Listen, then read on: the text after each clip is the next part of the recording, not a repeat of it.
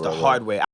And when you say, for instance, when you talk about, because you talk about this a lot as far as the clipping that board, how are you going about that process? Are you literally just going to the fader and bet and just hitting it, like just turning it up? It depends on how on the input coming out of Pro Tools going in, right? So you start getting that analog or that digital distortion. So, but sometimes I might get a track where I might lose a lot of the energy or the presence because I pulled it back in the box to not get that, right? So what I say to you is, and you kind of touched on it already, but how did you go about studying? Like when you got the idea, when they said, okay, this is what we're doing, like how did you go about studying? Did you just immediately just start going to records in the genre, like, and what were you looking for in those records? Just how the instrument's laid out, right? Textures, like you go back and listen to old Funkadelics, right? How the hats and the hi-hats and the snares are the driving records, or the driving instruments, right?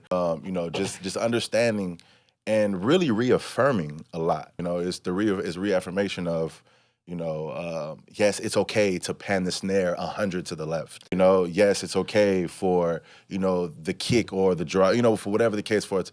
There was just, it just reaffirmed that, music is all feeling, I know for some people, right, like I've made this mistake a long time ago where it's like, for instance, Afro beats. I learned this the hard way. I remember mixing an Afro beat years ago, like before it became like a thing. Had these African guys come into the studio and they had Afro beats thing. I never knew what Afro beats was, and I mixed it like a hip hop record. And they quickly told me wrong. They was like, "This is not how it's." I was like, "Fam, this slaps." Like I was like, "What are y'all talking about?" But I learned that lesson. We're heavily, but it's like when you're working on different, you have to understand what are the driving points of a record, right? As a mixing engineer, that's the main goal.